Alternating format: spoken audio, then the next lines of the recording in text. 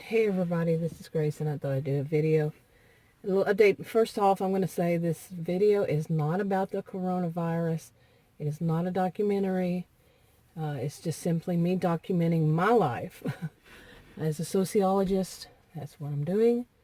And during this, the situation, as far as I know right now, today's March 1st, about around close to 7 o'clock p.m. As far as I know, they're not calling it a pandemic yet. There's lots of hints to it. I don't know, they might have already called it that. But this coronavirus, there's been more.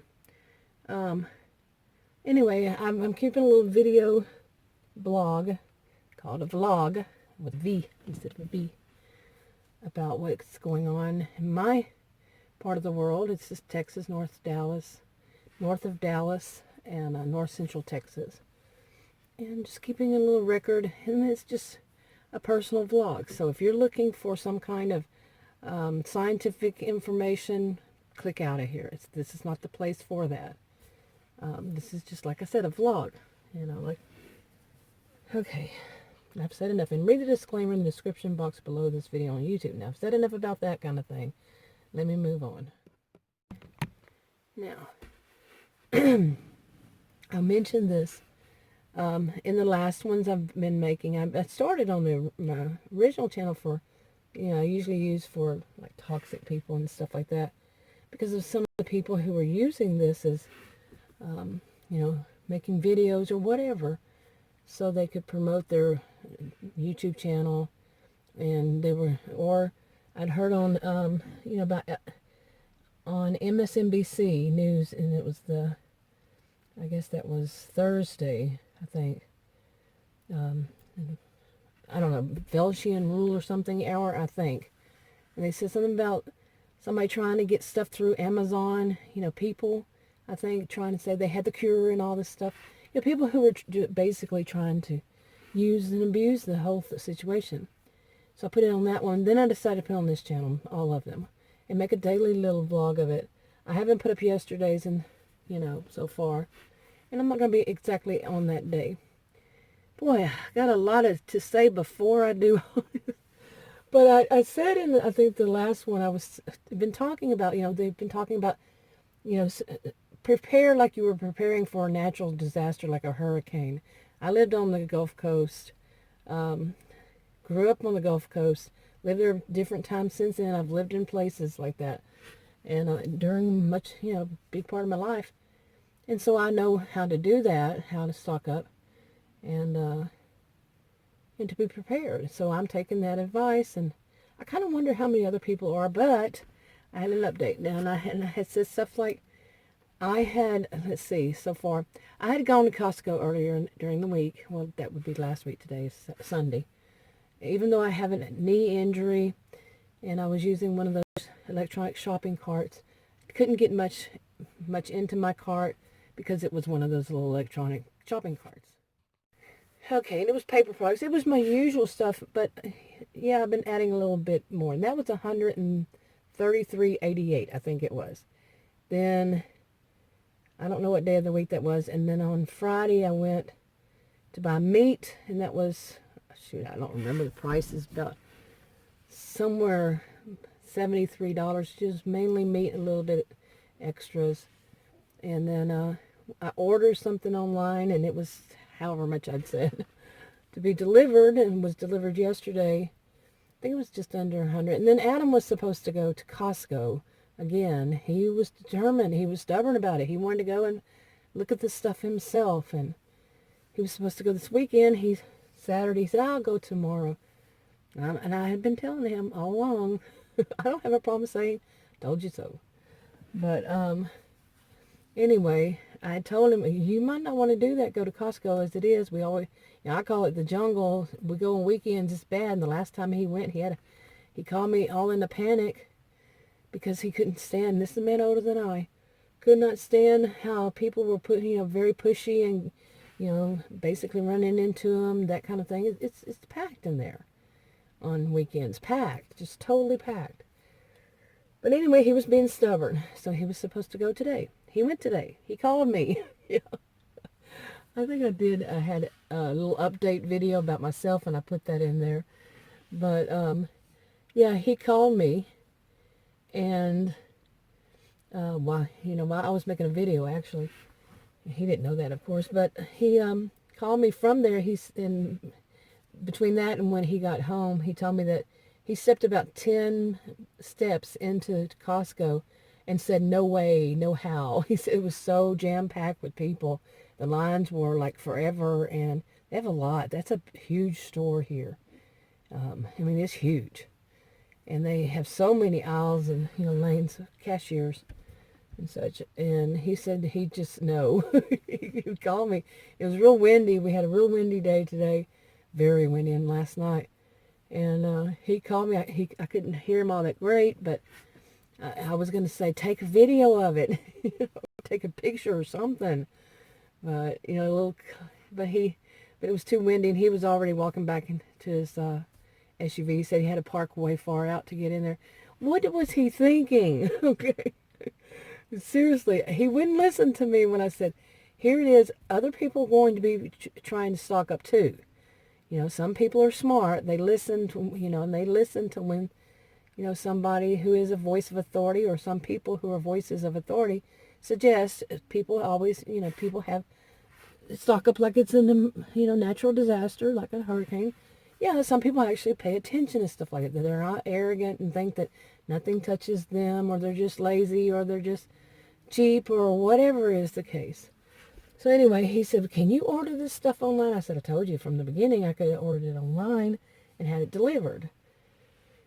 Anyway, later on, after he got home and we had lunch, he went and got some Tex-Mex.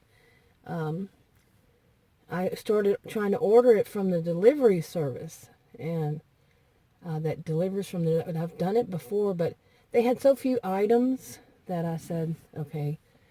He was sitting there, and we were trying to think of stuff, and they had so few of the items. I don't know why they only have so few items compared to what the store does. I don't know how that works. Okay, do they stock it in their own place? I don't know. I really don't know how it works. So anyway, while he was saying, I said, well, I'm going to have to order those from the Walmart that delivered yesterday. All that.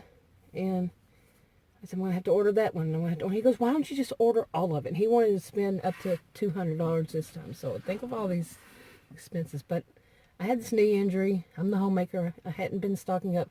We were running on bare stuff and, bare minimum.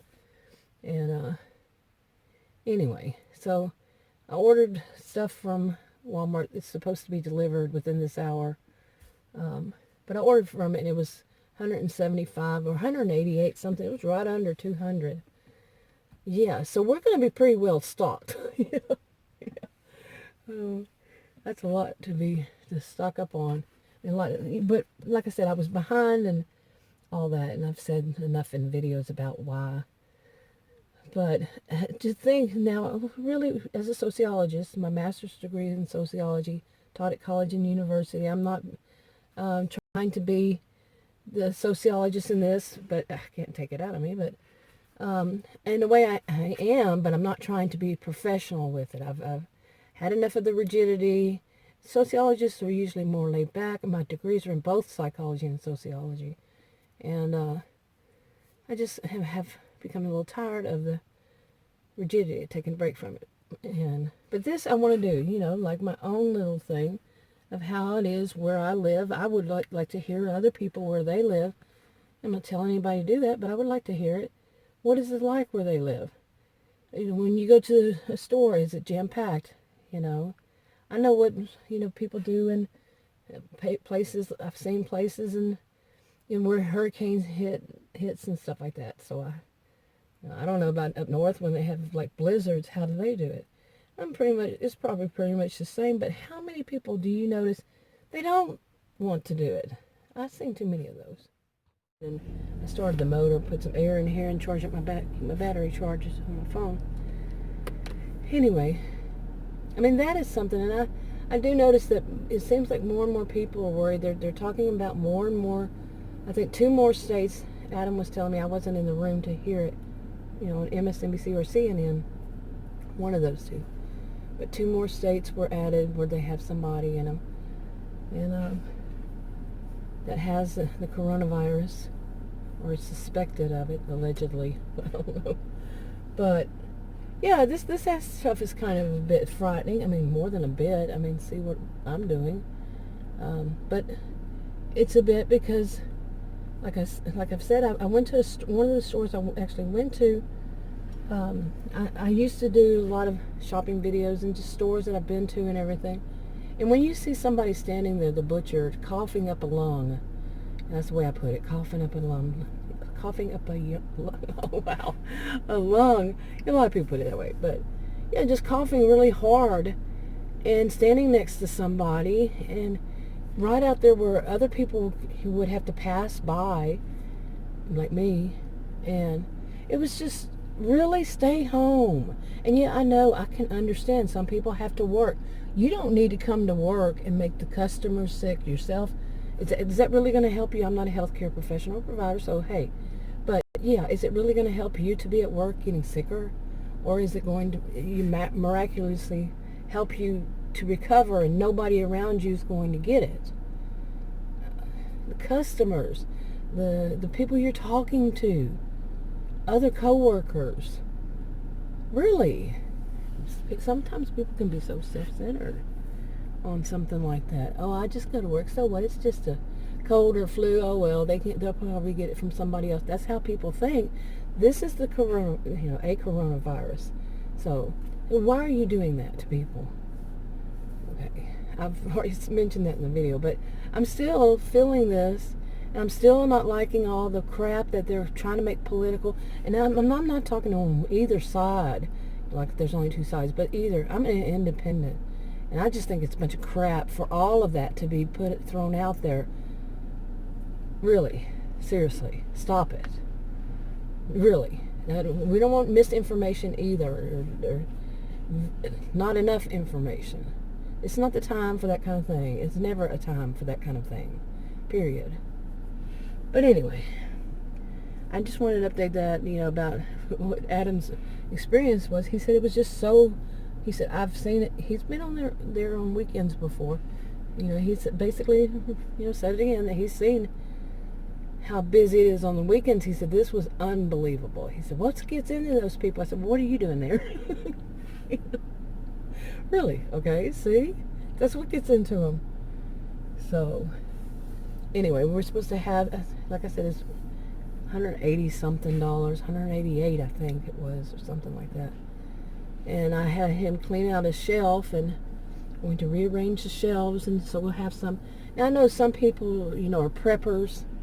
The first time I ever heard of preppers was when I first got on YouTube 5.5 years ago, my original channel, sometime not long after that. And I just didn't like their whole thing of, and then to each their own. That's none of my business what they're doing, and it's none of their business what I'm doing or not doing. But I just thought it was, wow, extreme, And some people would say, no, it's not extreme. Some people would say just about going out and stocking up is extreme during this, when it's been suggested, recommended, however you want to put it, by experts, not experts, but voices of authority. So, hey. But I don't think they're saying things like what I hear about some preppers, not all. None of this is all people. Okay, that's a given with me. None of it is all. One size does not fit all. Anyway, I still have a problem with my knee, still hurting.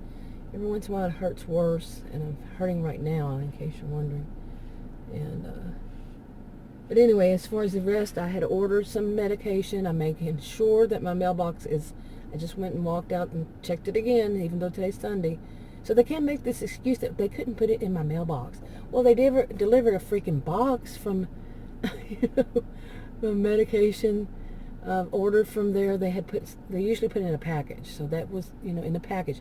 But a different one I had to order from a different location, and they put it in a box, and they dropped it on the front door. Why couldn't the guy or gal I think it was a guy, he said, that delivered it here, walk up to the mailbox, not that far. I mean, not to the mailbox, but to the front door, and just drop it there and take a picture like they do. Okay? Ridiculous. No, they sent it all the way back to the pharmacy, and I have to go pick it up, and it was like an hour. It's about an hour-long drive. round trip. But I want to see what excuse, because I don't know how many times they've had an excuse of something going wrong. Unbelievable. I'm so tired of that. So tired of it. And it's not just one chain that does it, by the way. I've had troubles with other ones, and I'm not the only person who's had troubles either. So I know it's not just me. Yeah, nobody's pinpointing me. We hope. Anyway, I think that's enough. They should be here. It's 6:56, and they're supposed to come between 7 and 8 p.m. And they're usually good about being right there at 7. So I'm going to go ahead and wrap this one up. Plus, it's getting long, and I think I'm running out of room on my camera. All right, talk to y'all in another video. Bye.